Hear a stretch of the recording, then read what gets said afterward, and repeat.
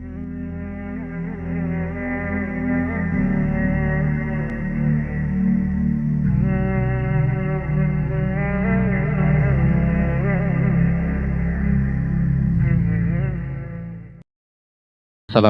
warahmatullahi wabarakatuh.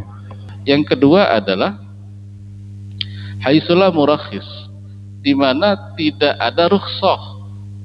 Ada yang masuk dalam kategori najis. Syariat memasukkan dalam kategori hal ini adalah najis. Contoh, darah. Tapi ketika darah itu jumlahnya sedikit, dengan patokan-patokannya, maka terkadang dia dianggap tidak membatalkan sholat, walaupun secara hukum asal dia itu najis. Kenapa tidak membatalkan sholat? Karena ada rukhsah, keringanan yang diberikan oleh syariat. Atau kotoran misalnya, kotoran jelas, muntahan misalnya yang akan kita detailkan setelah ini, yang ada di kaki lalat. Lalat kita tahu sukanya tempat-tempat yang seperti itu, seperti bangkai ataupun kotoran, baik itu kotoran manusia dan lain sebagainya. Habis itu dia hinggap ke badan kita, misalnya ke baju kita, sementara kita mau sholat. Dan kita tahu bahwasanya yang namanya lalat tiap kali hinggap dia mesti menggerakkan kaki-kakinya, meletakkan bekas-bekas kotoran tersebut yang dia hinggap sebelumnya ke anggota tubuh kita. Cuma masalahnya, kotoran ini kan tidak terlihat. Bisa terlihat dengan menggunakan alat, kaca pembesar misalnya. Tapi kalau dengan mata telanjang itu nggak bakalan kelihatan. Maka di sini syariat memberikan keringanan. Sesuatu yang tidak terlihat dari najis-najis tersebut,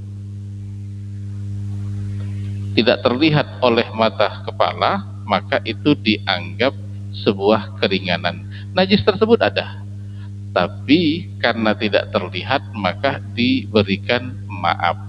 Nah, di sini perlu dicatat, bukan tidak semua yang tidak terlihat itu dimaafkan. Kalau seandainya misalnya kita sudah tahu tempat ini misalnya kena kencing, kemudian kencingnya sudah terlalu lama sehingga tidak ada lagi aromanya, tapi tempat tersebut belum dibersihkan secara aturan syariat, maka meskipun dia sudah tidak terlihat lagi, tetap tempat tersebut najis. Oleh karena itu tidak semua yang kita maksudkan tidak terlihat oleh mata itu dimaafkan oleh aturan syariat. Nah, kemudian untuk lebih jelasnya, apa saja sih yang dianggap najis menurut aturan syariat di dalam mazhab Syafi'i? Nah, ini perlu kita klarifikasi bahwasanya ada hal-hal yang dianggap najis oleh mazhab tertentu tapi tidak dianggap najis oleh mazhab Syafi'i misalnya. Atau ada sesuatu yang dianggap najis oleh mazhab tertentu tapi di dalam mazhab Syafi'i tidak dianggap najis. Sama seperti nanti pada pembahasan tentang hal-hal yang membatalkan wudu.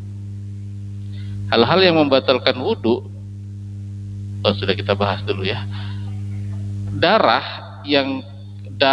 yang keluar dari anggota tubuh kita selain daripada sabila ini al-qubul wad dubur, itu tidak membatalkan wudhu dalam mazhab Syafi'i.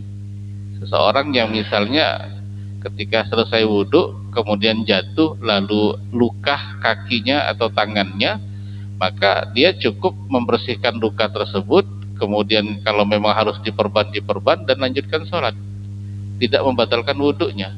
Tapi di dalam mazhab Hanafi, ketika seseorang itu terluka dan lukanya itu cukup besar, maka itu juga masuk dalam kategori membatalkan wudhu. Tapi di dalam mazhab Syafi'i tidak masuk dalam kategori tersebut. Nah, sama seperti ketika misalnya bersentuhan anggota tubuh dengan yang bukan mahram, dengan yang bukan mahram di dalam mazhab Zaidiyah misalnya itu tidak membatalkan wudu, atau tanpa adanya nafsu menurut mazhabnya Maliki tidak batal wudu, tapi di dalam mazhab Syafi'i selama itu bukan mahramnya mau nafsu atau tidak ya tetap batal wudunya. Nah ini ke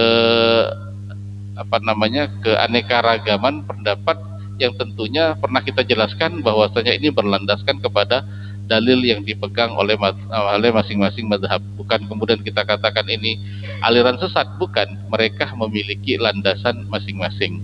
Nah, usi nafsi wa iyyakum bittaqwallah wallahul muwaffiq ila aqwamit thoriq fastabiqul khairat. Assalamualaikum warahmatullahi wabarakatuh.